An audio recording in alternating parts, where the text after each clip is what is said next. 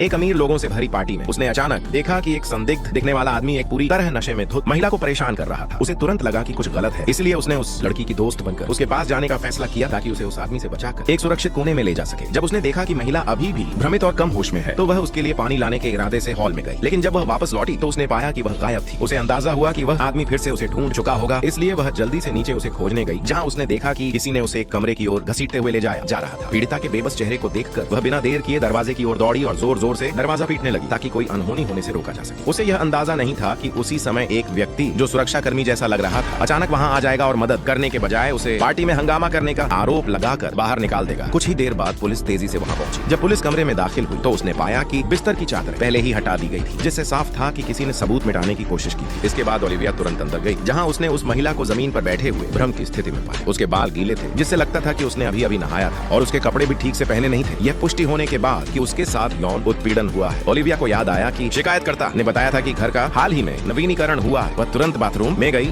और नाली का ढक्कन खोलकर वहां से बालों का एक गुच्छा निकाला। इसके बाद पुलिस ने सोफी को बुलाया, जिसने कॉल की थी ताकि वह घटना का विवरण दे सके। उसने बताया कि वह एक इन्फ्लुएंसर है और आयोजक अक्सर इस तरह की पार्टियां रखते हैं ताकि उस आलीशान घर की बिक्री को प्रमोट किया जा सके, और इसके लिए कई महिलाओं और कंटेंट क्रिएटर्स को बुलाया जाता है। उसके बयान के आधार पर पुलिस ने जल्दी ही उस आदमी को ढूंढ लिया जो स्काइलर को परेशान कर रहा था। पूछताछ के दौरान उसने माना कि नशे में देखकर उसकी नीयत खराब हो गई थी, लेकिन उसने कहा कि सोफी के हस्तक्षेप से पहले वह कुछ कर नहीं पाया। उसने साफ तौर पर किसी भी तरह के हमले से इनकार किया और सुझाव दिया कि शायद वेटर ने उसके ड्रिंक में कुछ मिलाया होगा, क्योंकि वह बहुत ज्यादा भ्रमित थी। अपनी बेगुनाही साबित करने के लिए उसने अपना डीएनए देने में भी कोई हिचकिचाहट नहीं दिखाई, जिससे लगभग उसकी संलिप्तता खत्म हो गई। इसके बाद जांचकर्ताओं ने बारटेंडर पर ध्यान केंद्रित किया। जॉनसन और उसके साथी ने उससे पूछताछ की और बिना किसी विरोध के उसका भी डीएनए लिया। इसी बीच अमांडा और उसकी टीम इवेंट आयोजित करने वाली कंपनी के पास पहुंची और उसके जिम्मेदार व्यक्ति मार्विन से बात की। उसने बताया कि यह कार्यक्रम रियल एस्टेट कंपनी द्वारा आयोजित किया गया था और इसमें 50 से अधिक लोग शामिल हुए थे। जब उन्होंने मेहमानों की सूची की जांच की तो पता चला कि उनमें से 5 लोग पहले ही चले गए थे, जिनमें कंपनी के 2 बेटे भी शामिल थे। उसी समय ओलिविया को खबर मिली कि स्काइलर को अस्पताल से छुट्टी दे दी गई है। उसने उसे संदिग्ध की पहचान करने को कहा, लेकिन नशा किए जाने के कारण वह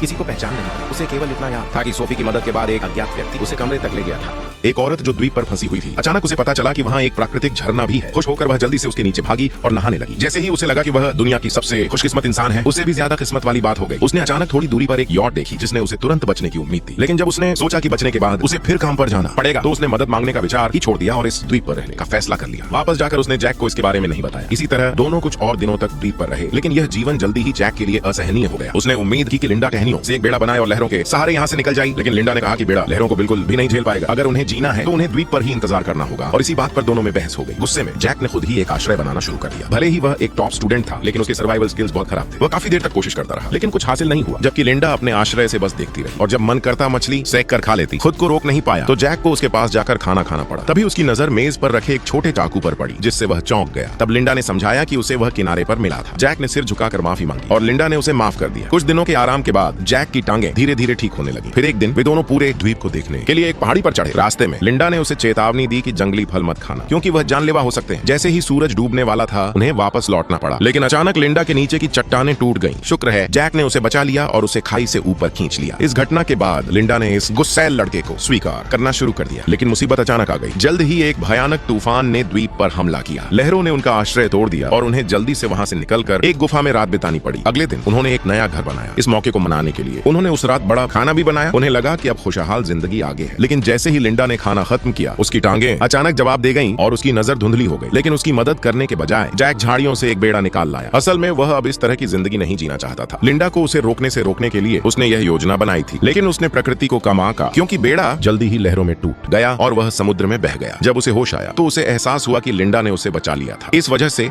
जैक को बहुत पछतावा हुआ। उसने उम्मीद की कि लिंडा उसे माफ कर देगी, लेकिन लिंडा ने इसे दिल पर नहीं लिया। इसके बजाय उसने उसे ऑक्टोपस का एक सींग थमा दिया। जैक तुरंत खाने लगा। इसी तरह सबक मिलने के बाद जैक चुप और उदास हो गया। लिंडा खाने की तलाश में बाहर गई, लेकिन एक पल में ही उसने देखा कि एक नाव उसकी तरफ आ रही।